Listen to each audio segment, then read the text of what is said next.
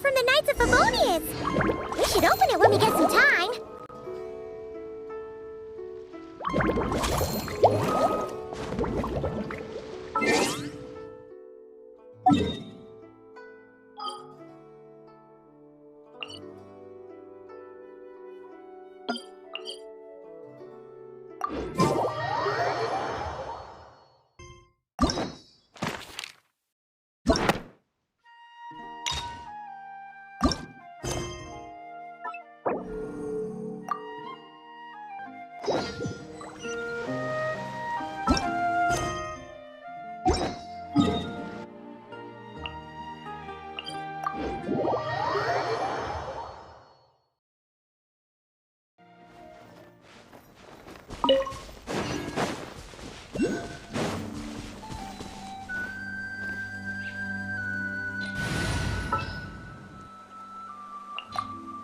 Anytime, any place.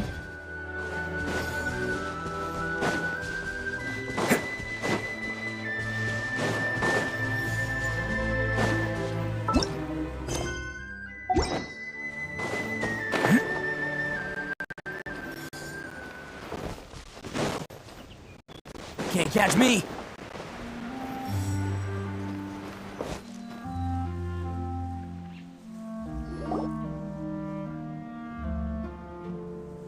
What is this place? Somewhere long forgotten by everyone. It used to be a grand building. Now it's nothing more than a pile of rubble.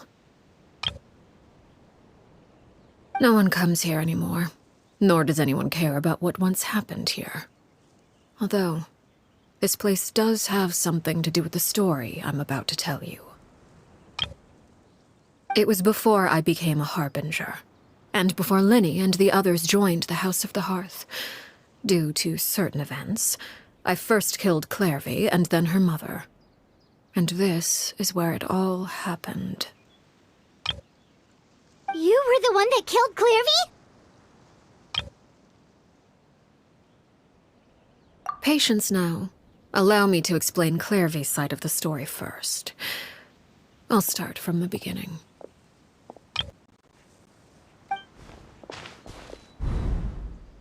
Clervie was 6 years old when she was brought by her mother, Crucabena, to live in the House of the Hearth. From the outside, it seemed like a fairy tale. A thriving family made up of kind adults and friendly children. Crucabena was the Knave at that time, and the House of the Hearth was under her control. She was Clervie's mother by blood, but she was also the mother to all the children in the house. Clervie was happy here, for a time. But she quickly realized that being part of this family wasn't a fairy tale at all. It was a kind of purgatory. Purgatory? Exactly. The House of the Hearth takes in war orphans from all over Teyvat. But as for how to raise them, that depends entirely on the person in charge. Crucabena came up with a novel idea. She would teach the children to fight, force them to duel each other, and then crown as the king of the house the child who proved themselves most worthy of inheriting her title. It's difficult to estimate the number of children who died or were maimed in the process. There's little I can say about the ones who died. The ones that emerged with permanent injuries, on the other hand, well, they still served a purpose. They would be handed over to the doctor to be experimented on, or sent away on dangerous missions. Nothing more than tools to be used and then discarded. So those were the experiments Clervie was talking about. But what actually happened to her? You said that Clervie was Crucabena's daughter, so if Clervie tried to convince her to stop what she was doing, Crucabena probably would have listened, right? Despite being Clervie's mother, Crucabena cared little for her daughter. She forced Clervie to join the House of the Hearth only as a means to demonstrate her own impartiality as a mother. to prove that she treated all her children equally. Clervie did try to convince her mother to change her ways, but it was to no avail. After her efforts failed, the only other option was to rise up and try to fight back. Unfortunately, the other children had already been thoroughly indoctrinated into the illusion of happiness Crucabena had created. Of course, there was one exception. Someone Clervie's age who knew the truth about the House of the Hearth. Her name was Peruere. Wait, the friend that Clervie mentioned? Friend, huh? I suppose we can call her that for now. Clervie was a cheerful and passionate person with a tenacious spirit. Peruere, on the other hand, was rather cold-blooded. Her cold-blooded nature allowed her to see through Crucabena's facade. Yet, it was also this cold-bloodedness that prevented her from acting against it. At least at first. While Clervie longed for freedom, Peruere was convinced that, amid all the fighting and violence, she would make it until the end. Despite their differences, the two became fast friends, united by their knowledge of the truth. Clervie told Peruere that she hoped to create a real family, where no one would be killed or sacrificed. There may have been a certain naivete to her ideas, but Clervie proved her determination many times over. She tried countless times to run away, ask for help, or expose the truth. But her efforts only earned her beating after beating. The only thing that kept her going was her strength of will. Even with her body racked with pain, she would still stand on her tiptoes and open the window at night. She and Peruere would look out at the moon together, a fierce longing for freedom shining in her eyes. But one day that light simply vanished. Oh no. What happened?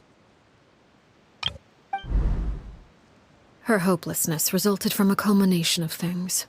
10 years had passed. 10 years worth of failure after failure. She and Peruere weren't children anymore, but finding any chance to escape still seemed as hopeless as ever. It was during this time that Peruere suggested a new plan.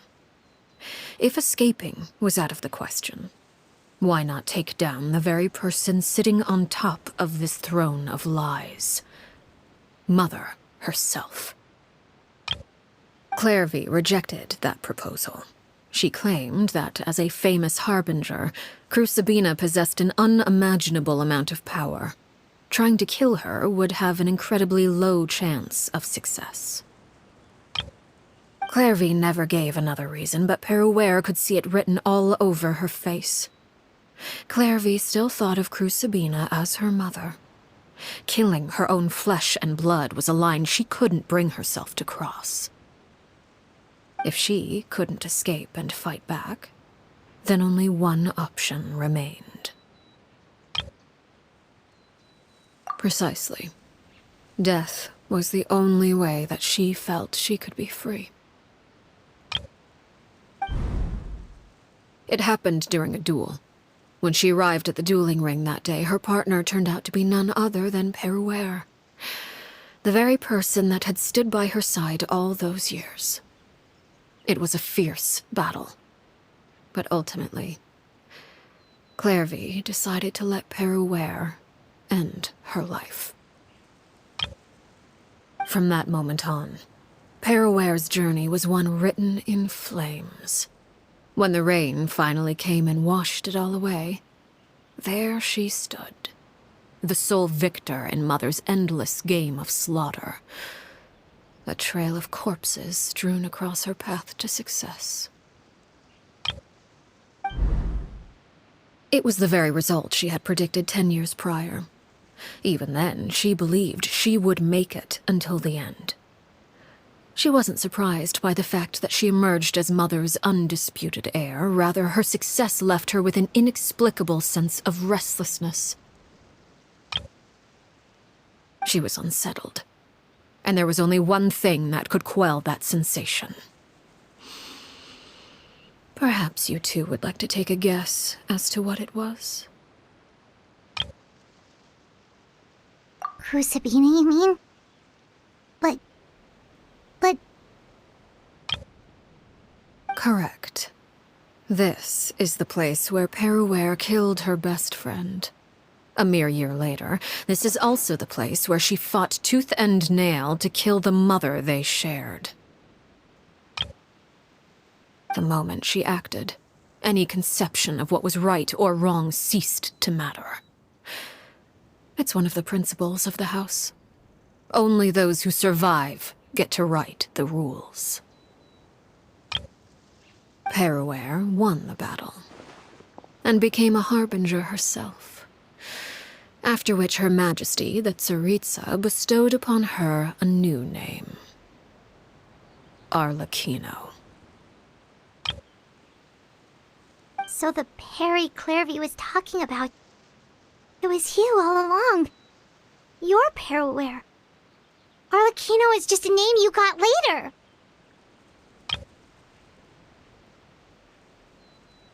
I left that name behind long ago. I must say, hearing it now does bring back memories. After I defeated Crucabena, the moniker of Mother died with her. I chose to forego the title she called herself, and even chose to give up my own name. I rebuilt the House of the Hearth under a new identity. Not only as Arlecchino, but as father. And that is where the story ends. Any more questions? Yeah. Based on what you just told us, Clervie wasn't a little kid when she was killed. So the Clervie we met... Was she really a spirit at all? I suppose you could call her an illusion born of flame. Her existence is like ashes to a fire. Something left over in the wake of blaze and ruin. You see, a certain power runs through my veins. It's not unlike a curse. My flames leave behind shadows of anything they consume. Of course, the chances of those shadows morphing into a sentient entity are exceedingly slim. Clervie is a very special case. Clervie died when she was 16 years old, but what emerged from the flames was her 6-year-old self. Her appearance wasn't the only thing affected. Most of her memories were lost to the blaze as well. Memory is a mysterious thing indeed. Losing a portion of your memories will alter your sense of self. Lose 10 years' worth, however, and it would be like living in the past. Like returning to a version of yourself that never grew up. No wonder Paimon got such a weird feeling when we were talking to her. Perhaps I should put it this way. Clervie is someone trapped in time. It may seem like she exists with us in the present, but she truly lives in the confines of her own past. So if all of that is true, then you must have known about Clervie for a long time. Indeed. She's a rather volatile and unstable entity. Sometimes she would look after the children. She's even saved some of their lives.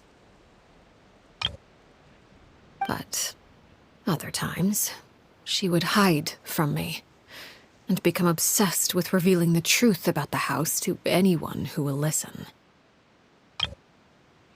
Shadows don't have the capacity to learn or grow. Any new information they encounter is quickly forgotten over time. Your attempts to expose Clervie to sunlight. They failed, yes. The reason is actually quite simple. In Clervie's mind, the house is impossible to escape, and it is this very perception that traps her there. But no matter. All I have to do is kill her again, and all will be resolved. I don't anticipate so much as a single speck of ash will be left behind this time. Wait! Paimon can understand why you might want her gone, but isn't there another way? So what if she's trapped in her 6-year-old self? She's still your friend! At least talk to her first! It's too late for that. She broke the rules, and now she must be punished. That goes for Filial and Nantoy as well. She's had quite the effect on them. I hope you understand. The difference between Crucabena and myself lies in our formulation of the rules, not our policy for enforcing them. Upholding the rules without question is a trait we both share, because that is how a household should be run.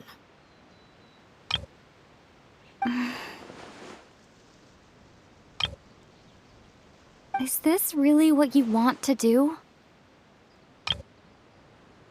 Whatever could you mean?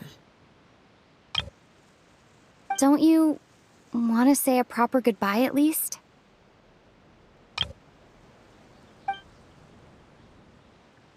Whether as a killer or as a father, there are two things that must be avoided at all costs: anger and sorrow. Anger makes you impulsive. Sorrow causes you to waver. Well, it appears it's about time to proceed. Before we arrived, I told some of my well-behaved children to bring our troublemakers here by nightfall. I do believe I've kept my end of the deal. I gave your friends quite a bit more time. As for what happens now, we'll just have to wait and see.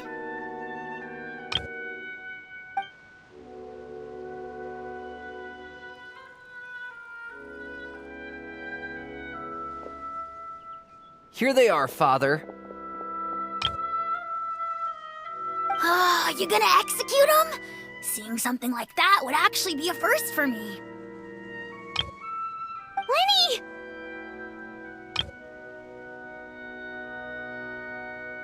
I'm sorry. I heard about how you helped buy us more time. But I still failed. I couldn't find a way to fulfill her wish.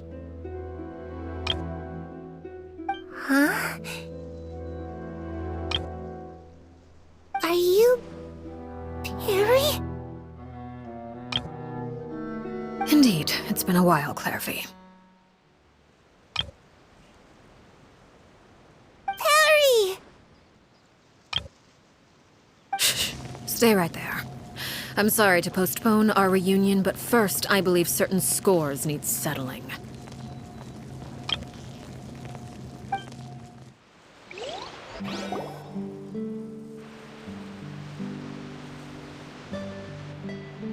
Father, let me explain.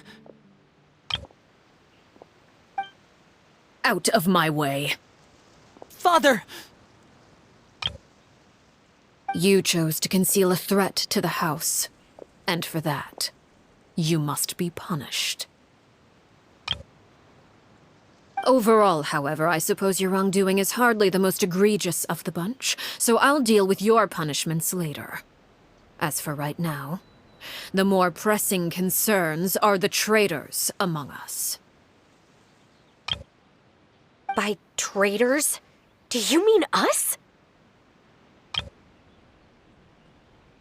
Father, let me explain. We didn't mean to... Fultz, why don't you share what you heard? Yes, Father. Secret Midnight Meeting number 3. Participants, Filial, Nantoy, Sato, Toddy. Nantoy clearly said, if only Father wasn't the one who took us in. Sato added, I'm sick of this life. I just want to live as a normal person. Filial was the worst of them all. She called us crazies and said a bunch of mean things about Father. I did not! You're lying! Fultz is trying to frame us! It's not like I'm the only one who heard those things. After that, you and Toddy and a bunch of other people started talking about Clervie. You were using all those things Clervie brought up as an excuse to question Father. We're birds locked in a cage. The only way out is to destroy it. That's what you said, wasn't it? You little... You just want me gone, don't you? What did I ever do to you, huh? And you, Chapleau, have you forgotten who stood by your sickbed, watched over you, and changed your dressings? Come on, let's hear it then. What's your reason for all this?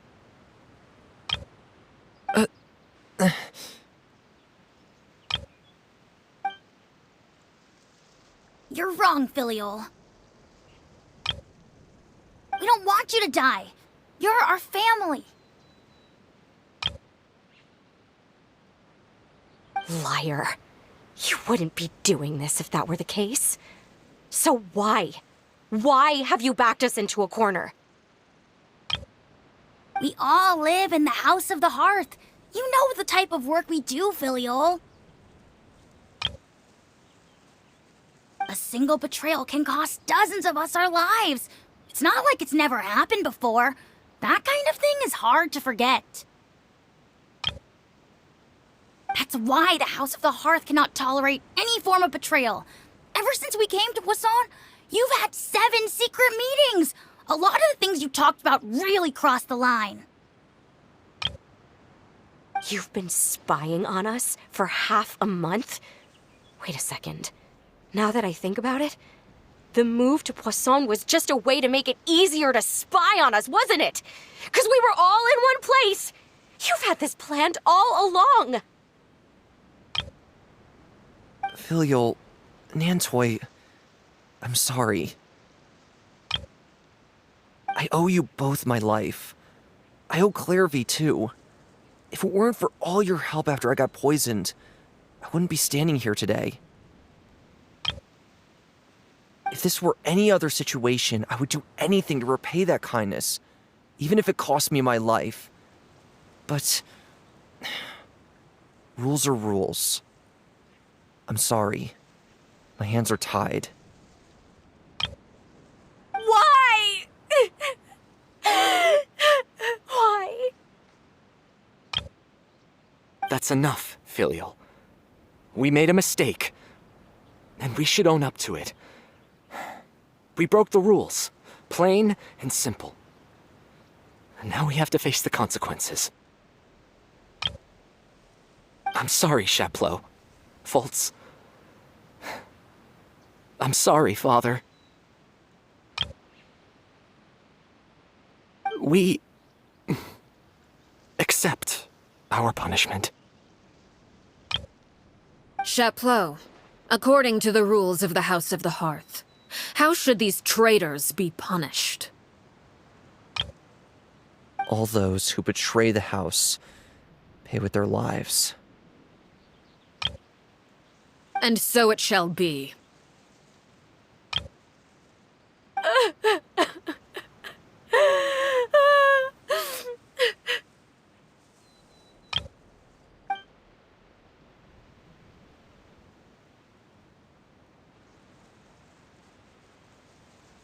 Father, please wait!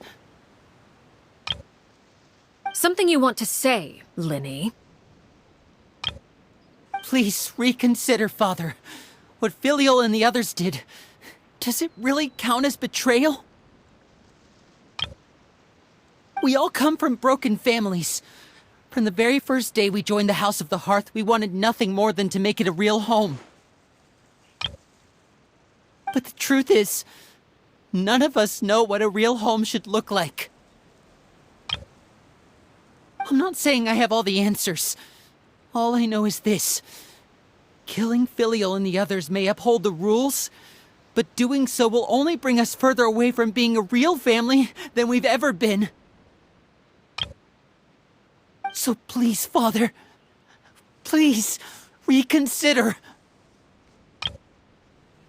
I agree with Lyney. Father, please.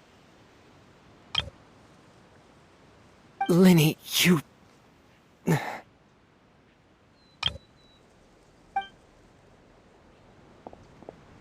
I also agree with Lyney.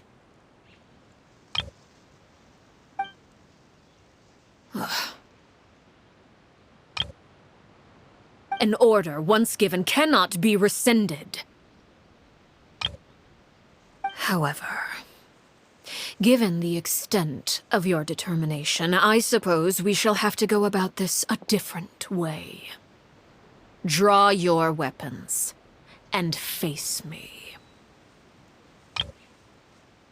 Our weapons? Father, are you referring to a duel? Precisely. The rules of the house will not be altered. Traitors must be punished. However, resolving disputes with a duel is also one of our rules, one that also applies to me. Demonstrate a sufficient showing of strength, and I shall offer a concession. Wait. Beat Father in a duel?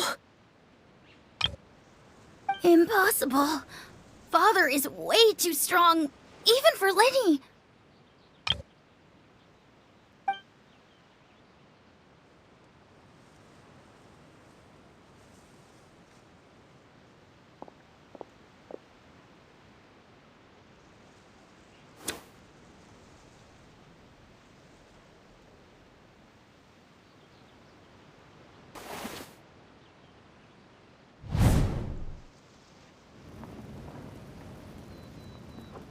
Did you hear that, Traveler? Lyney and the others have to duel the Knave. What should we do? Can they really win something like that? If they lose, those people from the house are really gonna be executed. Hey, are you listening?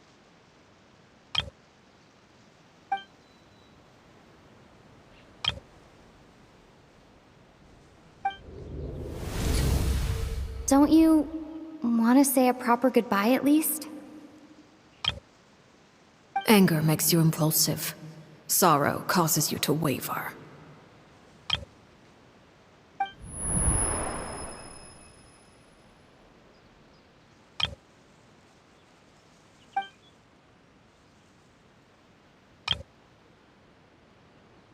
Oh, looking at that expression on her face, she seems really serious about this.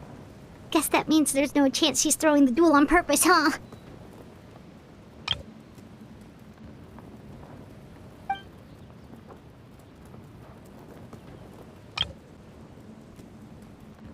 When guests are around, families are often on their best behavior.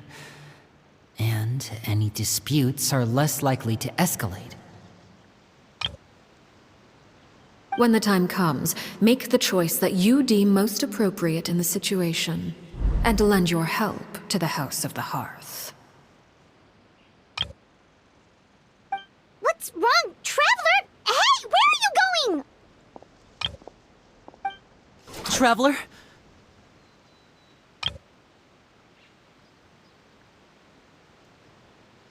You're asking to join the duel against the Knave? I'll allow it. We do have a ready-made dueling ring at our disposal, after all. All I would advise is this. Keep a firm grasp on your weapon, and give it your all. Any less, and you may just lose your life.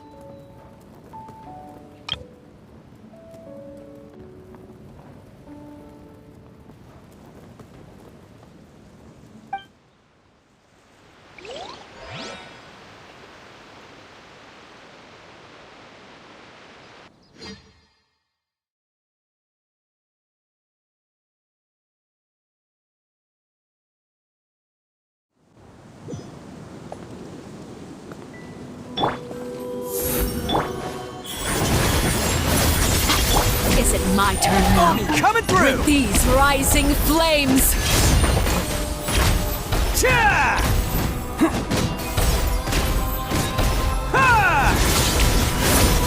Now's our chance. It's my turn now.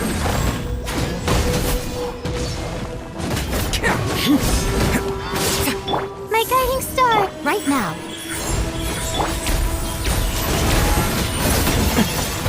Is it my turn now? With these rising flames! Hang in there!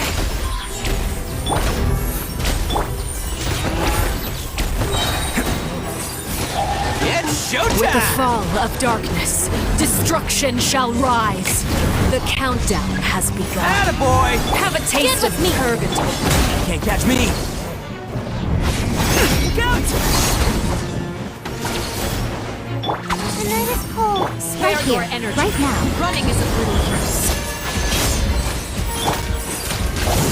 Ah! Not now. Emerge. Let's roll! Look at you. Trapped like a bunch of helpless ants. The night is cold. Bam!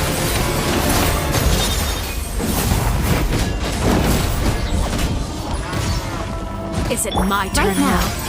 Right here. Are you alright? With these rising flames. Let's roll! Is it my turn now?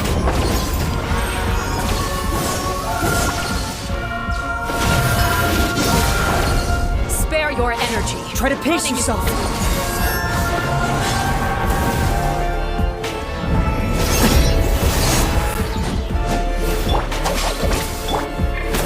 Can't catch me! How amusing. Now's our chance! Look at you.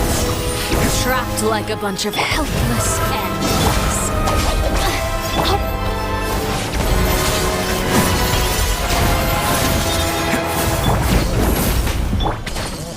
Oni coming through! Are you alright? Is it my turn?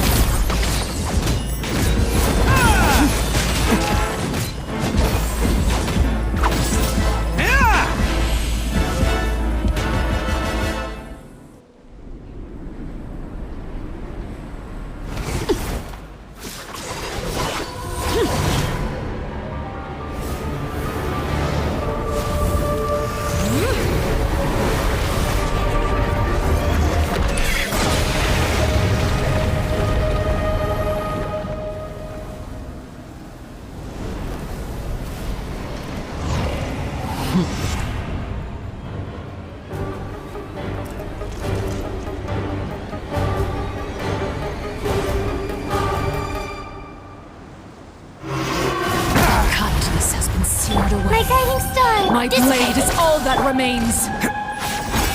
Bam!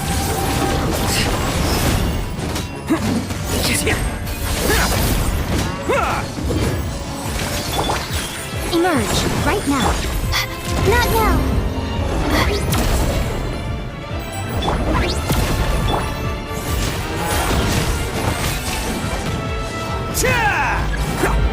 Emerge. Right Now's our chance!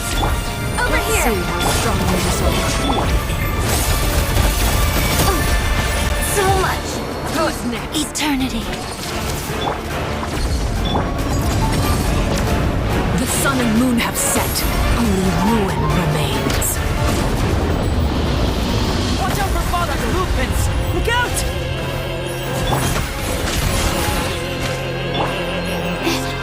Not now.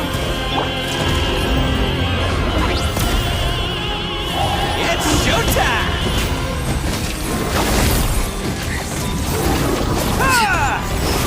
Now's our chance! Over here.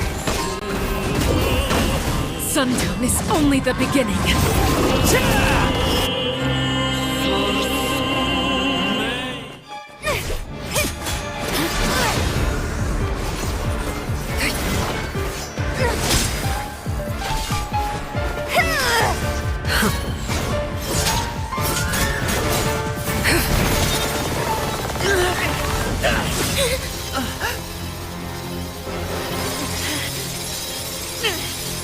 You should know better than to crowd in one place.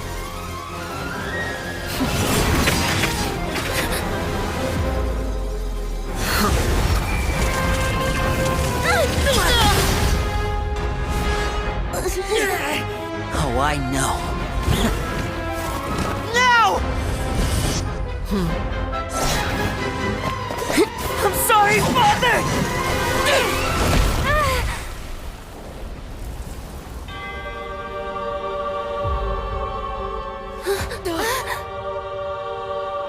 Sorry for what? This pitiful excuse for an attack.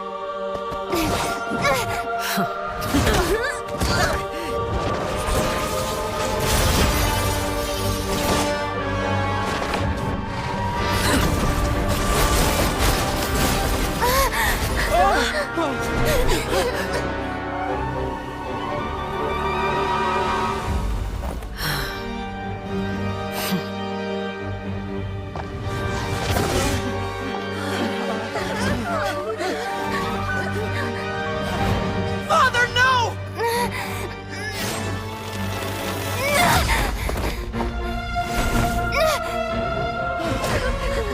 Made it out, did you? You're stronger than I expected.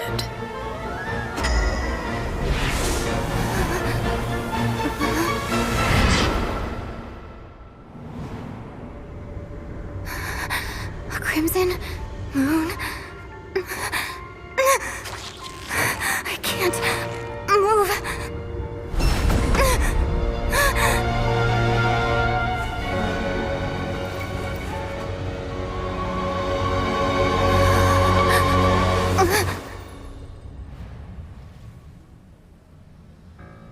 Still, not strong enough to beat me.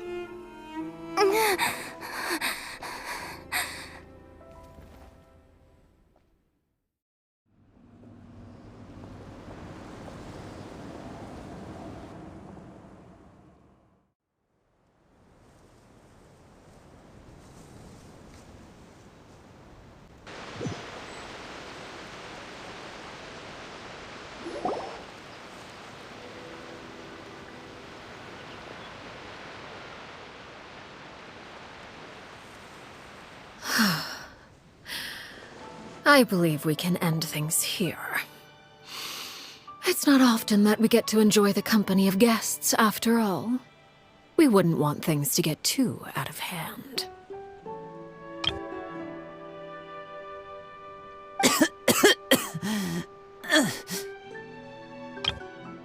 Brother, are you alright? Lyney, Given that I am the victor of this duel, as agreed, the punishment stands. No! I never thought things would end like this. However, everyone involved in the duel demonstrated a remarkable level of strength and determination. In light of this, I'm prepared to change the method of execution.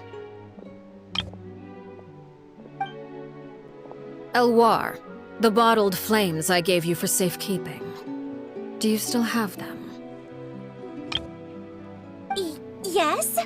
I wasn't sure what they were for, but I've kept them super safe. I didn't lose a single one. Wonderful. Then, in just a moment, I'll have you administer them. Bottled flames? Indeed. They're the product of a secret experiment. Under certain special circumstances, flames can be extracted from my person and preserved. Once ingested, searing pain will spread across every inch of your body. No harm will come to you physically, but your memories will be burned away. If you can withstand the pain, when you awake, you'll have forgotten everything you know about the House of the Hearth, and will be expelled from the organization.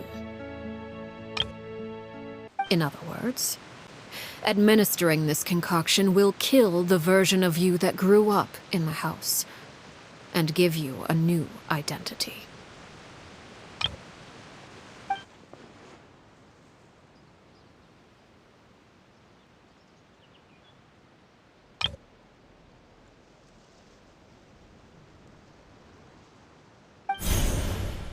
Memory is a mysterious thing indeed. Losing a portion of your memories will alter your sense of self.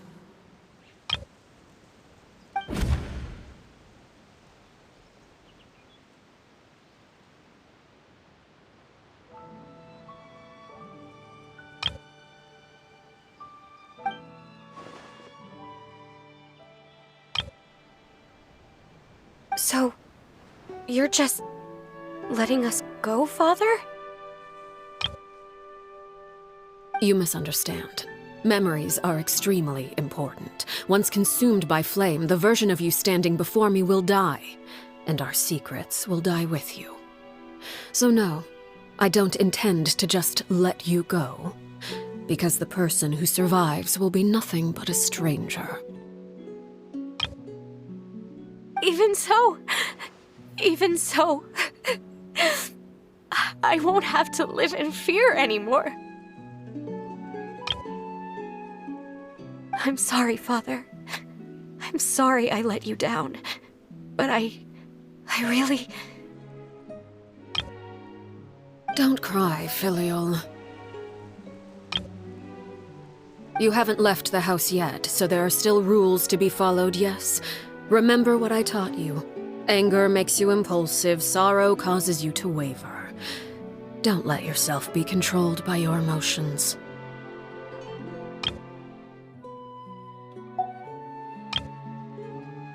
Of course. I'll remember. Dry your tears, and go pursue the life you really want. Yes, Father. Chaplot, Foltz, Elwar, take them back to Poisson. And bring Lyney and the others as well. I prepared 3 extra vials of bottled flames. As for whether to take them, the choice is yours. Goodbye, children. The next time we meet, I will no longer be your father. Thank you for all you've done for the house. I hope you have bright futures ahead of you.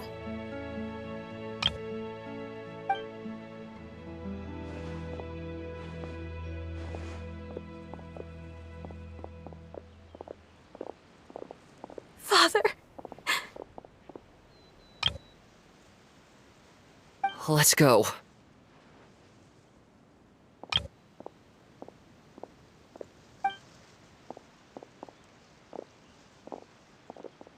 Here, grab my arm, Lyney. I'll help you walk back. Thank you.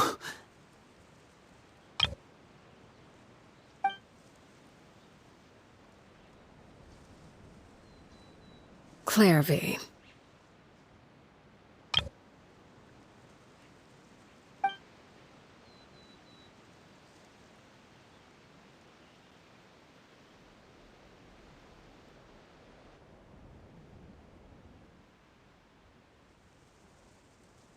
Can we talk now?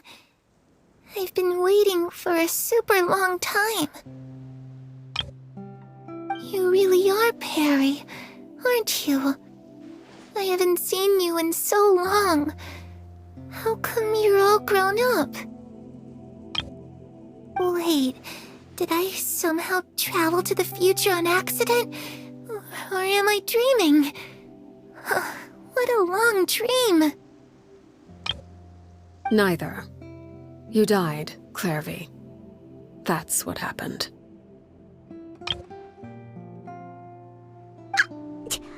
You could have at least sugarcoated it a little! Look, she's that speechless!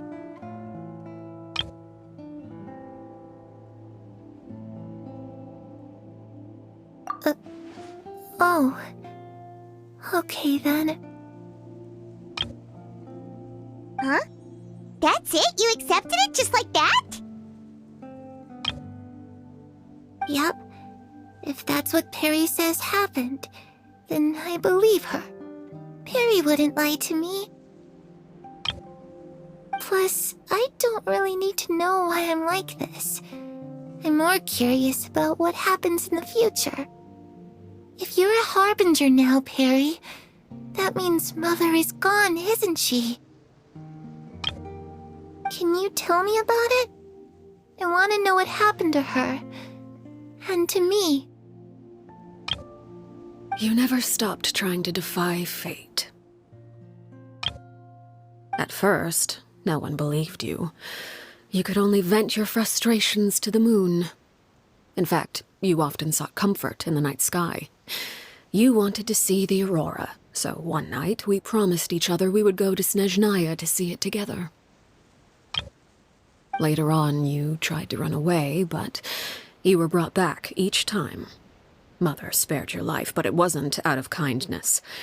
Instead, she decided to make an example of you by slowly torturing you over time. That way, the other children would know what happens to traitors. Still, you never gave up.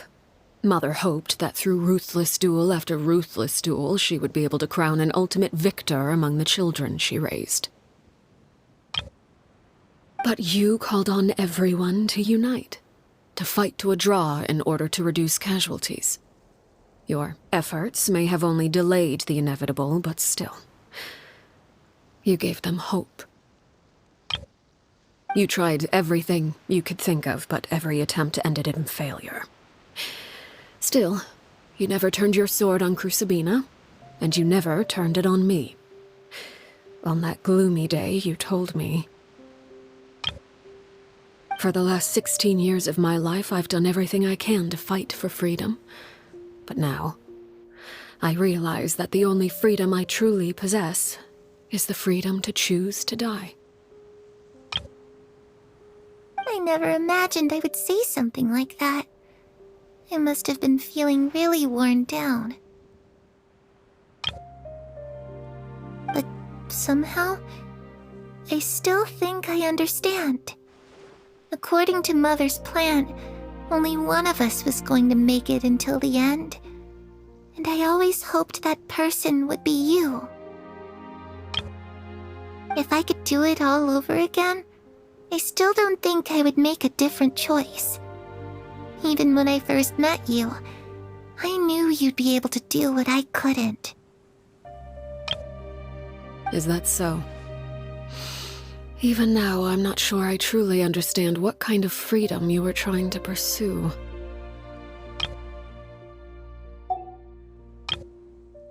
But as the head of the House of the Hearth, and as the children's father, I've tried to give them the most basic of freedoms. The freedom to choose their own fate. It's something I discussed with the Iudex of Fontaine. The children who want to leave the house will have their memories wiped clean of all secrets pertaining to the organization. In return, they will be allowed to live a normal life in Fontaine without being prosecuted for their past. Of course, I won't simply hand freedom to them on a silver platter. They have to fight for it and prove themselves worthy of it. Only freedom that is earned has true value. That's more than enough. That's exactly the kind of life I was fighting for. You know, Perry, I think you're a pretty amazing king, and a really great father, too. I'm really happy that you're the one who took over the house.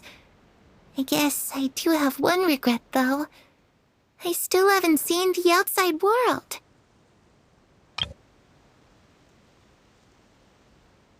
Well, it just so happens that our dear guests over here have been to many nations and traveled to countless places. Perhaps they would be willing to tell you what the outside world is like. Really? Of course! We've traveled all over the place. We've got so many stories, we could probably talk your ears off for 3 days straight.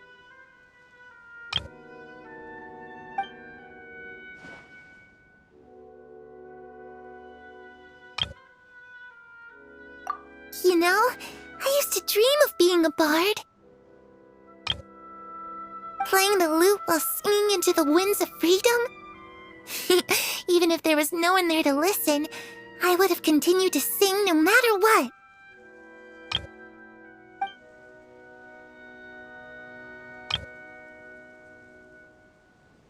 Ah, that's where Mora comes from. I never knew that before. If I had some Mora, I would buy 3 new dresses. One for me, one for Perry, and one for Mother. It's just too bad Perry doesn't like wearing dresses. And Mother, well, she probably wouldn't accept something like that either. I guess I'd just have to keep them all for me then. I could wear a different one every day.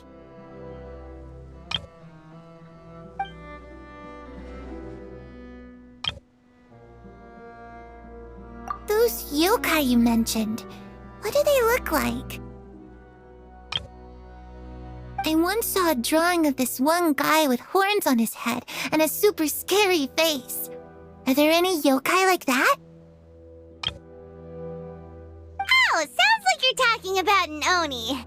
Yep, we've met one, and let Paimon tell you, they're not nearly as scary as they look.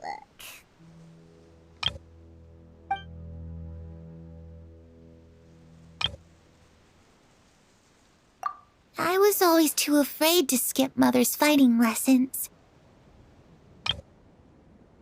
But at the academia, I bet you could do all sorts of secret things in class. Things that have nothing to do with studying. I'm just kidding. Being able to study whatever you want without having to fear for your life actually sounds pretty great.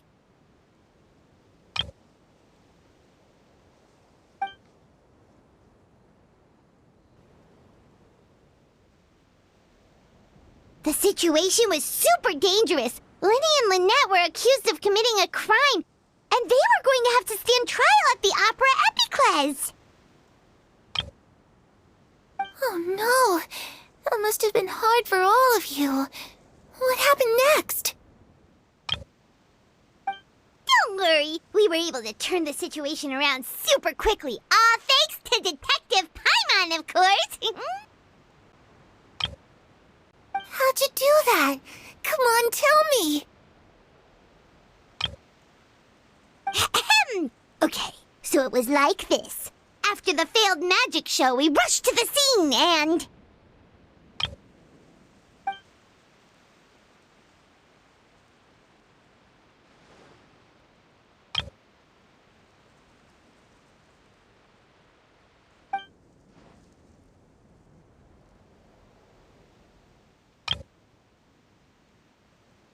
Shadows don't have the capacity to learn or grow.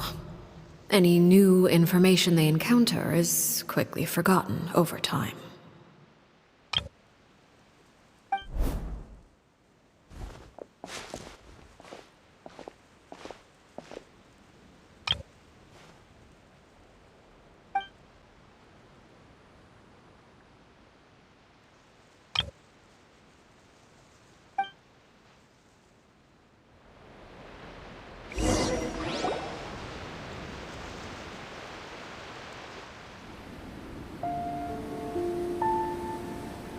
Clervie, you've worked tirelessly from the shadows to overthrow the House of the Hearth.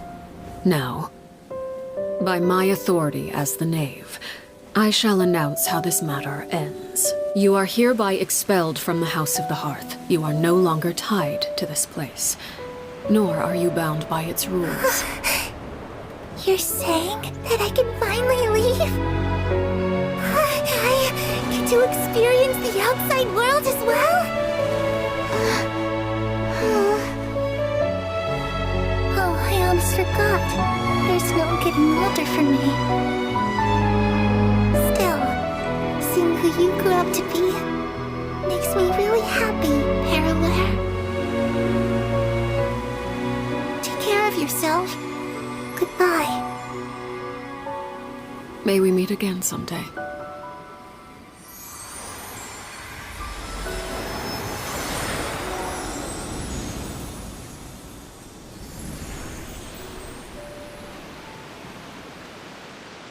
Clervie.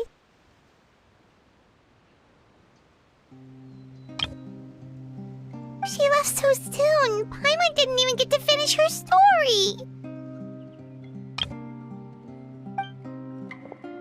I also have certain sentiments left unsaid. I wanted to tell her that the aurora I saw in Snezhnaya was just as beautiful as the ones in the pictures. But a shadow's memories reset at dawn. Had we delayed any longer, we wouldn't have had the time to say goodbye. Whatever regrets may linger, let them be lost to the coming of a new day.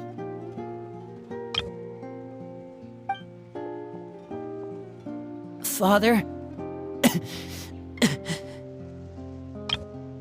It's Lyney! Hey, Lyney!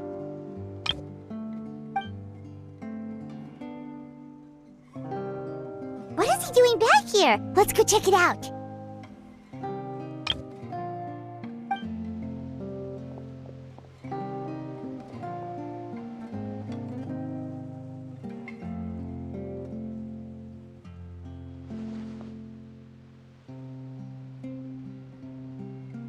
Father, the bottled flames have been administered. Filial and the others have left the house. And you? What have you decided?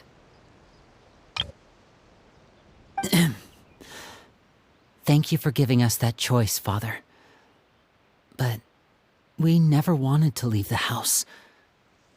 It's the only home we've ever known. Lynette and Freminet feel the same way. They're recuperating back at the Hotel Bouffes. But I decided to come back and tell you where we stood. I'm sure you're well aware of the expectations I have for you. I want you to follow in my footsteps and become the next king of the house. Yet you seem to have different ideas. I must admit, I'm rather surprised by your decision to stay. There's nothing wrong with choosing to live a quiet life. Leading this organization is a heavy responsibility, one not so easily carried by someone forced onto the throne. I just never understood what you saw in me. What made you believe I was deserving of that throne? You're brave, talented, and, most importantly, you cherish your family. You would do anything to protect them, even if it costs you your life.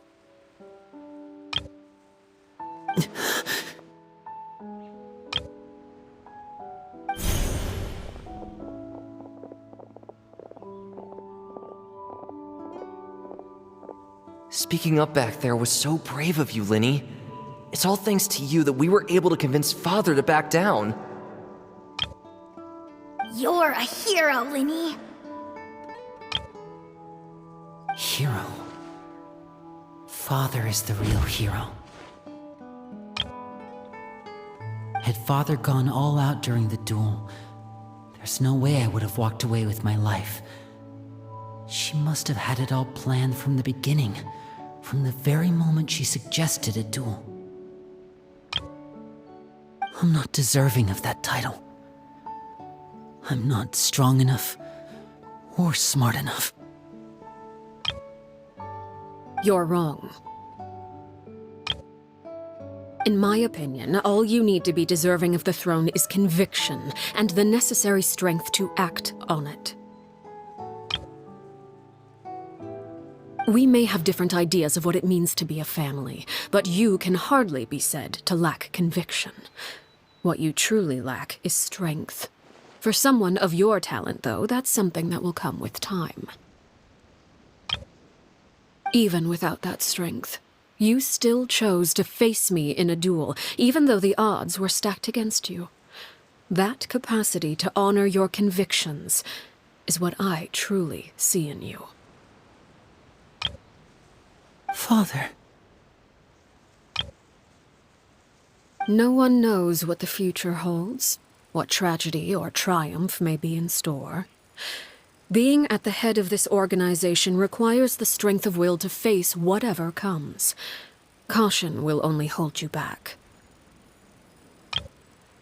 If reaching a certain standard were required to go after what you want, I would never have succeeded in killing my predecessor. Back then, there was still a considerable gap between our abilities.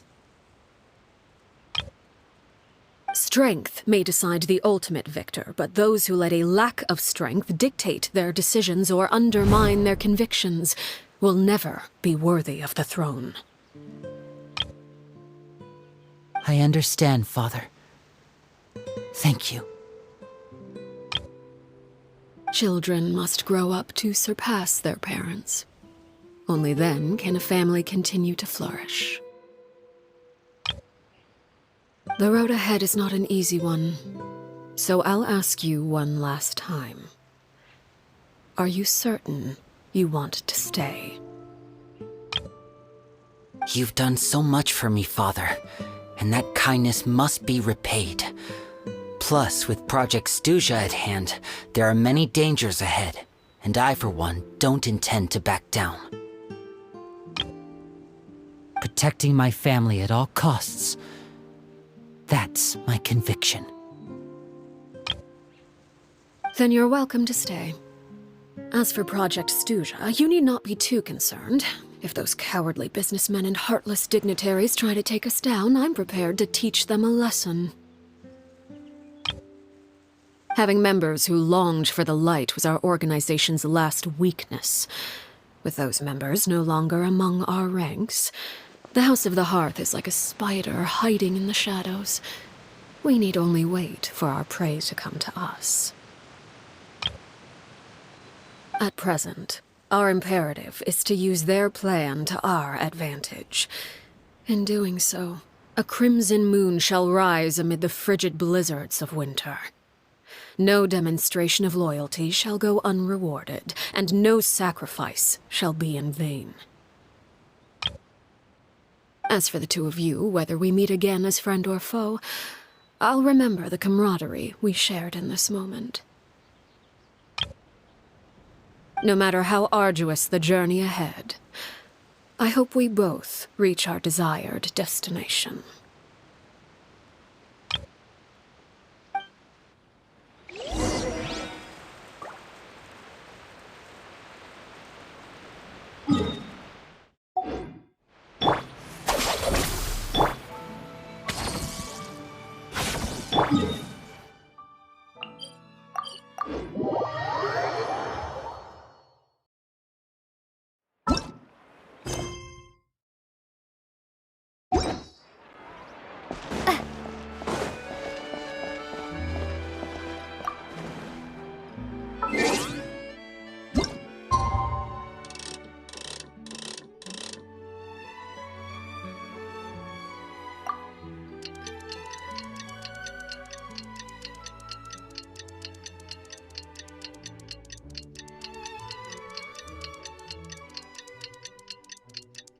Didn't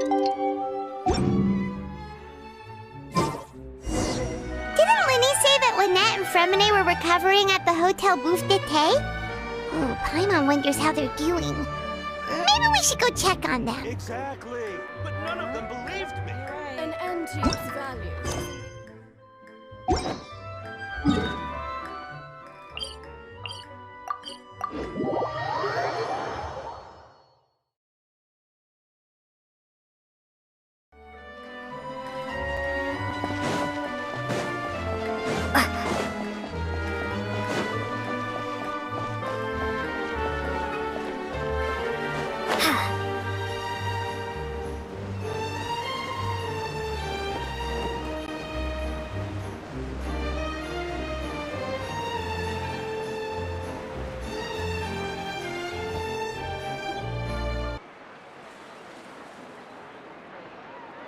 Lynette? Freminet?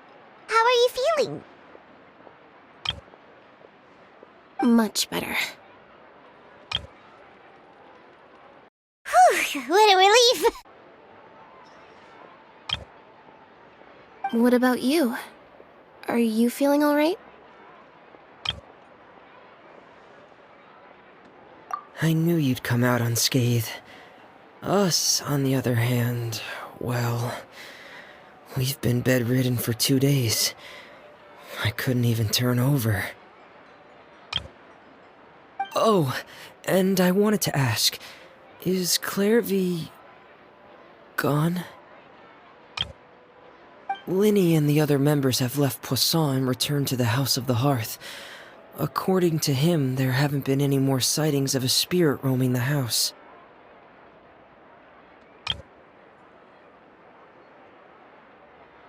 I see.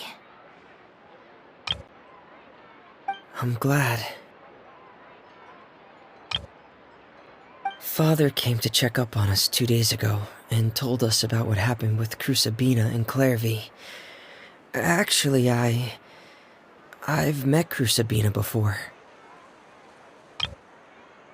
Wait, what? You've met the former Knave? Crucabena died a year after Clervie. It was during the year between their deaths that I joined the House of the Hearth. Crucabena had an extremely cruel and radical way of doing things. While she was alive, the atmosphere in the house was suffocating. When I joined, though, the experiment she valued so much had already come to an end, and all the people involved, dead and injured alike, were gone. Crucabena never talked about the past with us newcomers. A couple of months after I joined, Father killed Crucabena and burned all her files. With that, the names of all the people subjected to her experiments, Clervie included, were lost to the flames, along with the painful memories they represented. Father took in Lyney and me a couple months after that, but she never mentioned anything about Crucabena or Clervie. It really seems like something she was planning to keep to herself. The last time you talked to her, did she mention why she kept it a secret for so long? She said she didn't want us to be affected by the darkness of the past. She was worried we'd develop a false sense of gratitude towards her if we knew about it. The foundation of a family should be free of any corrupting influence. Whatever happened in the past, it has nothing to do with who we are now. And that's what Father told us in the end. But I still thanked her for everything. It was only after hearing about what Crucabena did that I finally realized how insignificant our lives could have been. The members of the house meant nothing to her. To say that she valued them in any way, even just as a tool, would probably be giving her too much credit. If Father hadn't taken over the House of the Hearth, I probably would have already... Father rarely brings up the fact that she saved us. She doesn't believe that being indebted to her should be what ties us together. But even if we didn't owe her anything, we would still choose to stay. Because this is our home. We may have arguments or times when we feel wronged. Some people may even choose to leave. But as long as Father is here, we will always have a home. Whether the path before us is bathed in sunlight or shrouded in shadow, we'll follow Father wherever she chooses to go. So I wanted to say thank you for helping us make it through this crisis. Without your help, we could have lost a lot more along the way. Oh, we didn't do anything, really.